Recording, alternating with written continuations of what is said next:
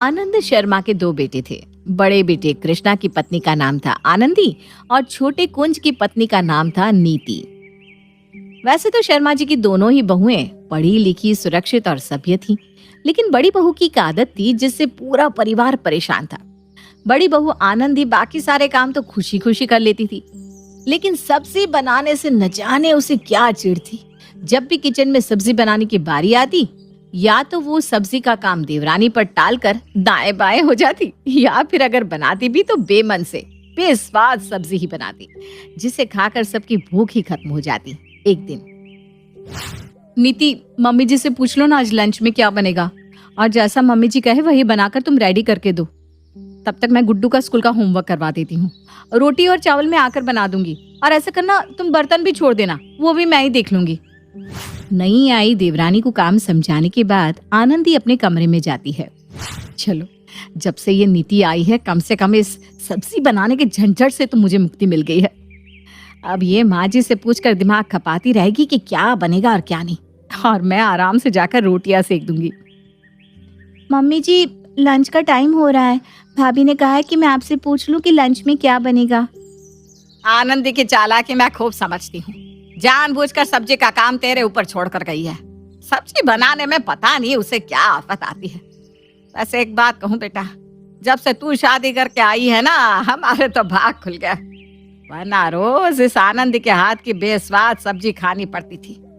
जब से तू आई है इतनी स्वादिष्ट आलू की सब्जी बनाकर खिलाती है कि खाकर मन ही खुश हो जाता है। अब तू ना रोज रोज पूछा मत कर, बिना पूछे आलू की सब्जी बना दिया कर लंच में, सब खुश होकर खा लेते हैं, और क्या चाहिए। ठीक है मम्मी जी, आप सत्संग में जा रही थी ना, आप हो आइए आराम से, मैं खाना बना दूंगी। सासू माँ को सत्संग में भेजने के बाद नीति रसोई में जाकर खाना बनाने लगती है। कुछ देर बाद, अरे नीति, सब्जी बन गई क्या? क्या बनाया तुमने? और क्या बनेगा भाभी, सासू माँ ने फिर से वही आलू पूरी बनाने के लिए कहा है। आलू की सब्जी मैंने बना दी है, अब आप फटाफट पूरी और पुलाव बना दीजिए। अच्छा ठीक है, मैं बना देती हूँ, तुम जाओ जाकर अपने कमरे में आराम कर लो। भाभी, मुझे छोले, पनीर, चाइनीज, कॉन्टिनेंटल इतनी सारी डिशेस बनानी आती है, लेकिन पता नहीं माँ जी या बाकी के घर वाले रोज रोज मुझे बस आलू की सब्जी बनाने के लिए ही क्यों कहते हैं। लगता है मेरे हाथ की आलू की सब्जी सबको बहुत ज्यादा ही पसंद आ गई है। अब तुम बनाती ही इतनी बढ़िया हो, मेरा तो देख के मुंह में पानी आ जाता है, और उसके साथ पूरी तो इतनी स्वादिष्ट लगती है कि क्या बताऊं। आनंदी के रसोई में आने के बाद देवरानी नीति जाकर अपने कमरे में आराम करने लगती है, और आनंदी आटा गूंथ कर गर्मा गर्म पूरियां उतारने लगती है। कुछ ही देर में पूरियां बनकर तैयार हो जाती है। नीति, आ जाओ, पूरियां बनकर तैयार हो गई है, सबका खाना लगा देते हैं। नीति और आनंदी मिलकर पूरे परिवार का खाना डाइनिंग टेबल पर लगाने लगते हैं। तभी कुंज और कृष्णा भी दुकान से खाना खाने के लिए घर आते हैं। अरे मम्मी, क्या बनवाया है आज लंच में? बड़ी अच्छी खुशबू आ रही है, मेरी तो खुशबू से ही भूख बढ़ गई। मैंने तो मम्मी को फोन करके बोला था कि नीति से कहकर आलू की सब्जी बनवाना, कभी ये लोग अपने मन से कुछ और बना कर रख दे। खुशबू से तो लग रहा है कि आलू की सब्जी बनी है। हाँ भैया, आपने बिल्कुल सही पहचाना, आलू की सब्जी बनी है। अरे आज आलू की सब्जी कहीं आनंदी ने तो नहीं बना दी ना? अगर उसने बनाई होगी तो समझ लो अभी तक जो जुबान पर स्वाद चढ़ा हुआ है ना, वो पक्का आज उतर जाएगा। अरे भैया घबराइए नहीं, भाभी ने सब्जी नहीं बनाई है, मैंने ही बनाई है, अपने हाथों वाली स्पेशल आलू की सब्जी। और भाभी ने बनाई है गर्मा गर्म पूरियां और मटर पुलाव। अच्छा, आप जल्दी से खाना खा लीजिए, वरना खाना ठंडा हो जाएगा और सारा टेस्ट बेकार हो जाएगा। बिल्कुल सही कह रही हो तुम, लाओ जल्दी जल्दी खाना सर्व कर दो, मुझे वापस दुकान भी जाना है। नीति सबकी प्लेट में खाना सर्व कर देती है। खाना खाने के बाद, अरे छोटी बहू, हमें भी बता दो अपनी सीक्रेट रेसिपी। अरे भैया, ऐसा क्या डालती हो तुम सब्जी में कि हम लोग बस उंगली चाटते रह जाते हैं। कल भी तुमने कमाल की आलू की सब्जी बनाई थी, और आज भी बिल्कुल वही स्वाद, वही रंग और वही लाजवाब खुशबू। अरे पापा जी, कोई सीक्रेट रेसिपी नहीं है, मैं तो जो भी बनाती हूँ ना सब लाजवाब ही बनाती हूँ। सबको नीति के हाथ का खाना पसंद आ रहा है। भगवान करे ये ऐसे ही स्वादिष्ट खाना बनाकर सबको खिलाती रहे और मेरी जान छूटी रहे। मैं तो इतने सालों से सुबह शाम क्या बनेगा पूछते पूछते परेशान हो गई थी। खाना खाकर सभी अपने अपने काम पर वापस लौट जाते हैं। रात के समय, आनंदी बहू, दोपहर में बहुत हैवी खाना हो गया था, सब्जी पूरी पुलाव सबने बहुत ज्यादा ही खा लिया। तुम ऐसा करो, रात में ना दाल चावल बना दो, हल्का खाना हो जाएगा तो सबका डाइजेशन भी ठीक रहेगा। ठीक है मम्मी जी, मैं बना देती हूँ। आनंदी दाल चावल बनाती है और डिनर करने के बाद सभी अपने अपने कमरे में जाकर सो जाते हैं। रात के तकरीबन 12 बजे थे कि तभी नीति के दरवाजे पर दस्तक होती है। अरे मम्मी जी, अब इतनी रात को क्या हुआ?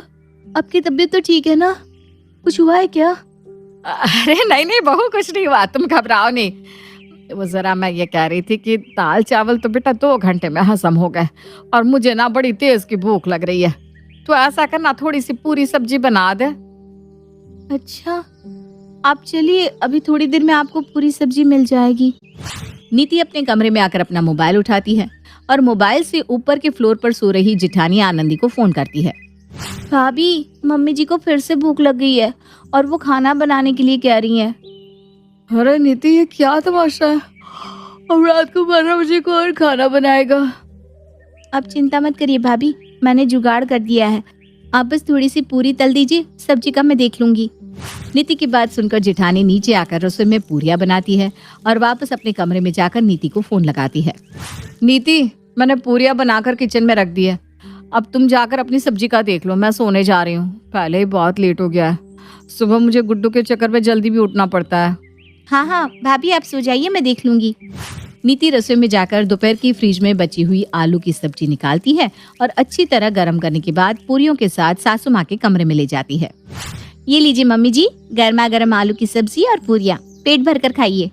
अरे वाह, इतनी जल्दी तू बना कर ले आई, भगवान तुझे खूब खुश रखे। जा जाकर तू भी आराम कर ले। नीति आराम से जाकर अपने कमरे में चादर तान कर सो जाती है। अगले 1-2 दिन तक यही क्रम बार बार चलता रहता है। दोपहर के समय वो लंच के लिए पूछती तो सब लोग आलू की सब्जी बनाने के लिए कहते। नीति आलू की सब्जी बनाकर रख देती और जेठानी आनंदी जाकर गर्मा गर्म पूरियां बना देती। कुल मिलाकर घर में सब बहुत खुश थे। आनंदी को सब्जी नहीं बनानी पड़ रही थी और बाकी घर वालों को बढ़िया स्वादिष्ट खाना मिल रहा था। लेकिन तीसरे दिन कुछ ऐसा हुआ जिसे देखकर जेठानी आनंदी का माथा ठनक गया। अरे ये नीति तो रसोई में खाना बनाने गई थी ना, ये टिफिन लेकर कहाँ जा रही है? ये टिफिन का क्या चक्कर है भाई? मुझे तो इसने कहा कि भाभी आप अपने कमरे में जाकर आराम कर लीजिए, मैं सब्जी बना देती हूँ, और खुद टिफिन लेकर घर से बाहर जा रही है। कहीं ऐसा तो नहीं कि ये सब्जी अपने मायके जाकर अपनी मम्मी से बनवा कर लाती है और यहाँ आकर वाह-वाही लूट लेती है? अगर ऐसी बात है ना तो आज मैं भी पता लगा के रहूंगी कि इस टिफिन का राज क्या है। जिठानी आनंदी भी दबे पांव नीति के पीछे पीछे हो लेती है। सर पर पल्लू रखकर चलते हुए नीति एक लंगर के पास पहुंच जाती है और वहां जाकर अपने साथ लाए हुए टिफिन में सब्जी भरवा लेती है। सब्जी का टिफिन अपने पल्लू में छिपाकर वो वापस अपने घर की ओर चल पड़ती है। हे भगवान, इसका मतलब इतने दिनों से ये रोज हमें भंडारे से ले जाकर सब्जी खिला रही थी और झूठी तारीफें बटोर रही है, और मैं बेवकूफों की तरह दिन रात पूरी बना बना कर पागल हुई जा रही हूँ। अरे मेरे जैसा बेवकूफ कौन होगा जो पूरियां बेल बेल कर भी खुशी से झूमे जा रही हूँ। अब मैं बताती हूँ इसको, इसकी अकल ठिकाने ना लगवा दी तो मैं भी जेठानी नहीं। घर आकर, अरे नीति, सब्जी बन गई क्या? हाँ भाभी, सब्जी बनकर बिल्कुल तैयार है। अच्छा ठीक है, अब तुम जाओ, थोड़ी देर अपने रूम में आराम कर लो। कितनी मेहनत से तुम सब्जी बनाती हो, थक जाती होगी ना। जाओ, रसोई का काम मैं देख लूंगी। नीति के जाने के बाद आनंदी सास प्रमिला को सारी सच्चाई बताती है। देख लिया माँ जी आपने, आपकी लाडली बहू ने क्या किया। वो सब्जी जो आप उंगली चाट चाट कर खा रहे थे वो आपकी बहू ने बनाई नहीं थी, वो तो रोज लंगर से सब्जियां लाकर खिलाती है। हे भगवान, बड़ी शातिर निकली है तो। काम चोरी में तुझसे भी 4 हाथ आगे। इतने दिन से हमें लंगर से लाकर सब्जी खिला रही है और हमें पता भी नहीं चला। अब इसे कुछ भी कहने की जरूरत नहीं है, इससे मैं बताती हूँ। अगले दिन, मम्मी जी आलू की ही सब्जी बनानी है ना? अरे बहू, तो ऐसा कर, आज पनीर बटर मसाला और छोले चावल बना ले। अब ना मन भर गया आलू पूरी से। भाभी वो क्या है ना, मैं जरा बटर मसाला और छोले की रेसिपी भूल गई हूँ, आप थोड़ा हेल्प कर दोगी? ऐसा है नीति, रेसिपी तो तुम्हें आलू की सब्जी की भी नहीं आती, क्योंकि वो तो तुम्हें लंगर में मिल जाती थी ना। हाँ भाभी, वो मैं तुम करने का समय चला क्या? अब तुम्हारी सजा यही है कि जो भी सासू माँ कहे तुम्हें अकेले ही सब बनाना है। और हाँ, अब से रोटी भी तुम ही बनाने वाली हो, क्योंकि इतने दिन आराम जो किया है। ठीक है ना मेरी प्यारी देवरानी। जेठानी की बात सुनकर नीति समझ जाती है कि उसका भांडा फूट गया है, इसलिए बेचारी बिना चूं चा किए अकेले ही रसोई में भिड़ जाती है, क्योंकि गलती की है तो सजा तो मिलेगी ही।